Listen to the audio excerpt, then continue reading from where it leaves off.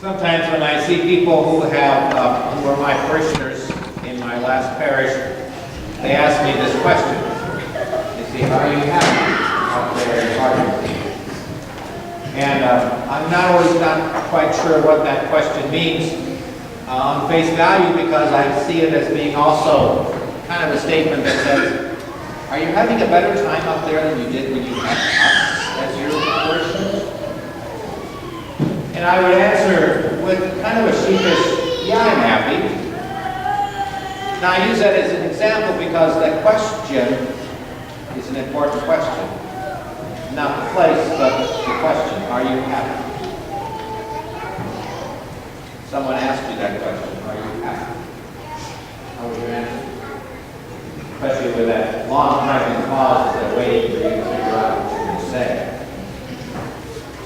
Dr. Sri has written a book on discipleship, and it's the same book that we're going to be giving out as a freebie Christmas present to you at Christmas time. And in there he asks the same question. He says that went out with a friend of his, had a cup of coffee, talking about life and things, and his friend asks him, "Are you happy?"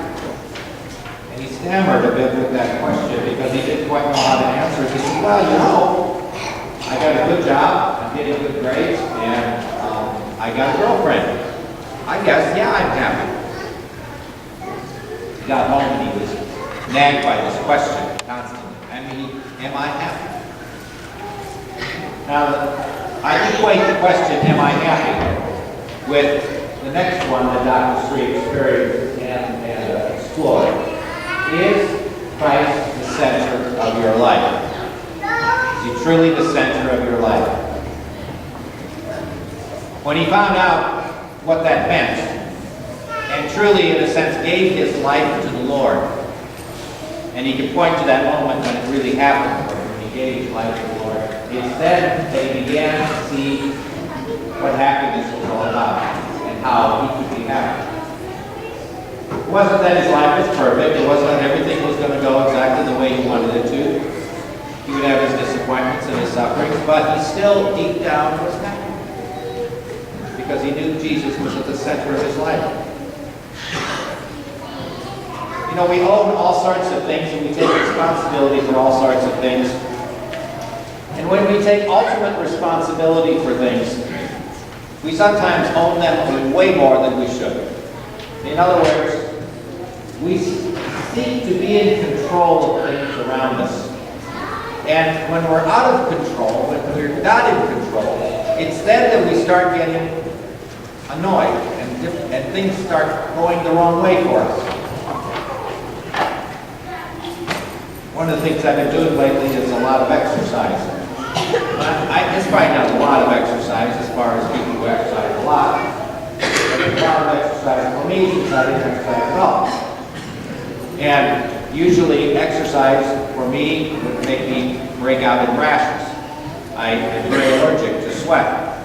And so it goes back to old memories, back to high school when, you know, all the guys that sweated, in other words, all the athletes, got all the accolades in school, and those of us who spent time doing things like science projects just got kind of ignored. And so I always kind of held a grudge against them. So exercise to me was something, you know, I'll find out, you know, there's a lot of people that exercise and they die long before people who never exercise. So anyway, I'm feeling a lot better as I walk around town to do my fast walking, or I use a treadmill. Now, while I'm going around town, I'm listening to the breviary, perhaps, midday prayer, listening to maybe the Chaplet of Divine Mercy, listening to some nice music. But I'm finding myself unable to always concentrate on those things because I'm doing something else. I'm thinking about my future. I'm thinking about what I'm going to do when I retire. And since I'm the kind of person who likes to have things in order and figure things out, I'm worried about what I'm going to do. It's not that many years from now. So I'm shopping is what I'm doing as I walk around town. I'm looking at the houses. I'm asking myself the question, do I want to stay here in Arlington? Do I want to go back to Omaha? What do I want to do? show me the right place, show me the right thing, but I keep looking for it. It's kind of like I've got this kind of a myopic view. And so I use that as an example, that sometimes we can own things or we can get off track on things and we forget that it's the Lord really who's the center of our lives. It's not the things that we own, it's not the future that we can dictate for ourselves. It's owning this belief that Jesus really is the center of my life. I've been asking myself those kinds of questions. Am I happy? Is Jesus really the center of my life? Dr. Sri also gives an example of kind of like different levels of answering that question. That when Jesus came to town, he came and people recognized him as being the rabbi, and they thought, oh, let's go find out what's going on. There was no real big entertainment in those days. There was no football game to go to. There was no concerts. When the rabbi came to town who had some reputation, let's go find out what he's got to say today. In fact, we heard he does a miracle. Maybe we can see a miracle. We heard that he multiplied bread and fish. Maybe we can get something to eat. So they come out in crowds to listen and observe. The smaller group within that crowd are the ones who are called the disciples. And they're the ones who are supposed to be closest to Jesus. But even in some of the scriptures we hear where they end up moving away from him because of the teachings that he gives them, especially the bread of life book. Who can accept this? His own disciples. It wasn't the crowd, it wasn't that big bunch of people that came to listen to him. It was his disciples that said, I'm not too sure I can deal with this. I'm going home. And then, within that group, smaller yet, came statements from people like Peter, who said to Jesus, to whom shall we go? You have the word of everlasting life. You are the one that I have come to believe and trust that if I put my life in your hands, if I put you as the center of my life, I'm going to find eternal life. You know, it isn't that we got to have God in front of us all the time. It isn't like we got to always think about God. But what it is a matter of making a choice. We place Christ at the center of our lives, and all the other little choices fall into place perfectly. Our marriage becomes to make a lot more sense. The raising of our children makes a lot more sense. The job that we have, all those little decisions, smaller decisions, are dictated by that larger one. Another way to look at it, where are you going? Where do you want to end up? Do you want to end up with the Lord in heaven? It should affect every one of the little details and little things that you make in your everyday life.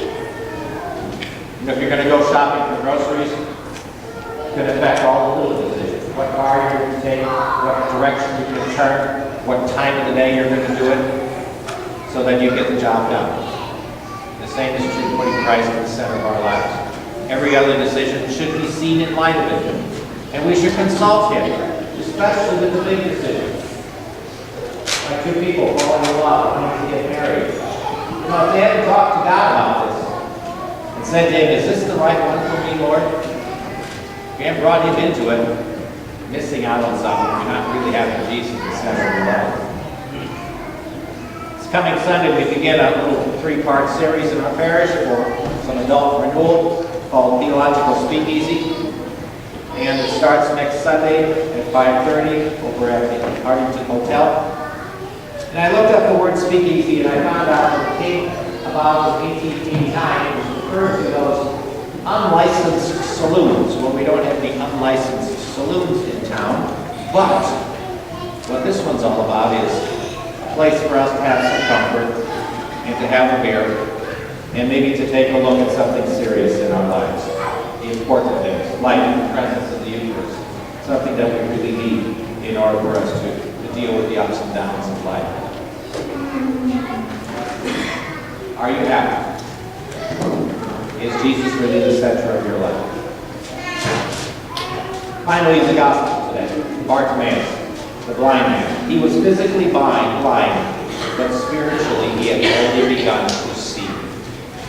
Because he knew that Jesus, he trusted him. Lord, I want to see. And when Jesus healed him physically, he even more spiritually became sighted. Because it says at the end of the gospel, he followed him on the way. And in the early days of our church, it wasn't called a church and it wasn't called Christianity, it was called the way. So that's what this man did. He followed him on the way. He wanted to become like him. He wanted to be a disciple that patterned his life after him. He saw him as someone that he wanted to place in the center of his life. Those who were able to see and were spiritually blind could not think of themselves as putting Jesus at the center of their lives. We ask ourselves a question very honestly. Are you happy? Have you placed Jesus at the center